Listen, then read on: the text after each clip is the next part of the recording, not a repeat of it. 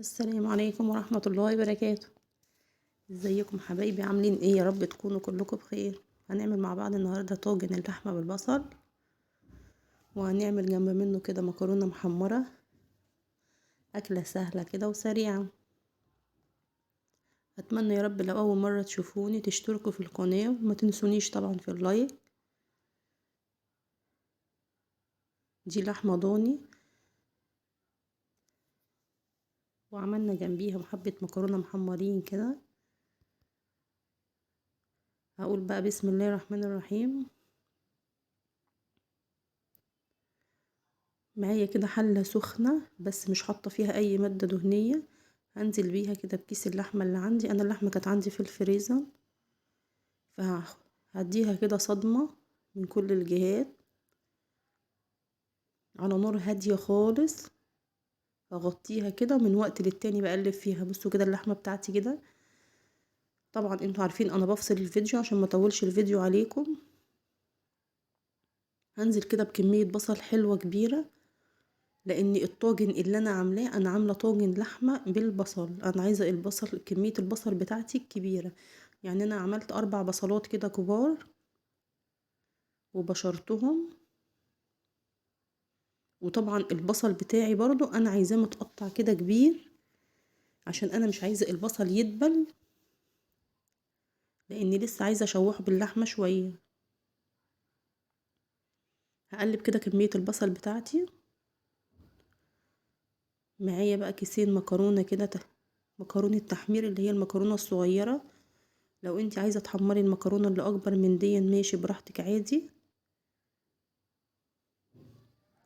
هقلب بقى كده المكرونة بتاعتي.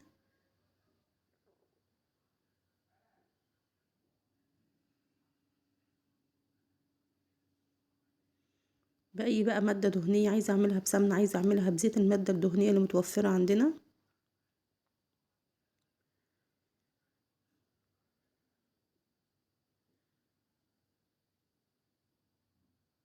معايا بصوا كده المكرونة بتاعتي اتحمرت. انا فصلت الفيديو عشان ما اطولش الفيديو عليكم. معايا معلقتين صلصة كبار، انا كنت مسبكاهم وركناهم على جنب. هما كانوا موجودين عندي، انا مش عاملاهم طبعا للمكرونة. فبنزل كده على المكرونة بيهم. بحب اقلب كده الصلصة في المكرونة قبل ما انزل بقى بالمية او الشوربة اللي عندي. بتديها طعم حلو قوي للمكرونة الصغيرة، طعم جميل جدا. معايا بقى واحدة مرقة دجاج كده، عشان انا ما كانش عندي شوربة فحطيت مرقة دجاج. لو انا عندي شوربة ما كنتش هحتاج مرقة الدجاج. وحبة فلفل اسمر.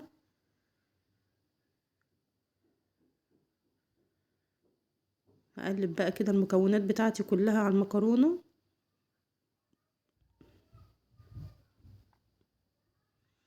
الصلصة بتدي طعم حلو قوي للمكرونة ديت. هنزل بقى كده بالشوربة بتاعتي. طبعا احنا عارفين ان الشوربة او المية اللي احنا بننزل بيها بنغطي بس يا دوبك المكرونة كده. انا هقلبها اشوفها هي عايزة تاني ولا خلاص كده.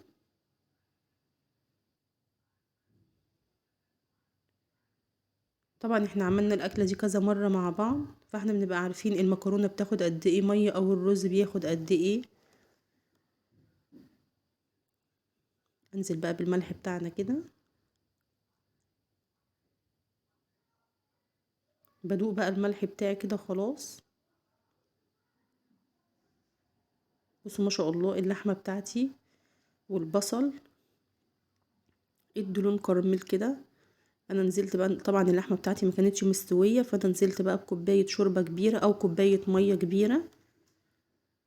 اخليها بس تغلي شويه على البوتاجاز، وبعد كده هنزل بيها في الطاجن وهحطها في الفرن. بيبقى طعمها حلو قوي. الطاجن الفخار ده بيدي طعم جدا، يعني طعم حلو قوي للاكل.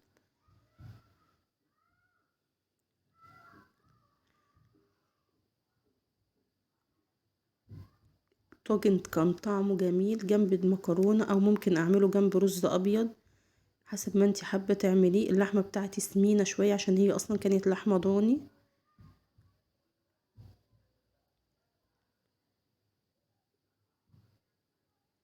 كده هسيبها بقى تغلي بقى شوية، وبعد كده هنزل بيها في الطاجن عشان اللحمة بتاعتي تستوي، وهدخلها في الفرن.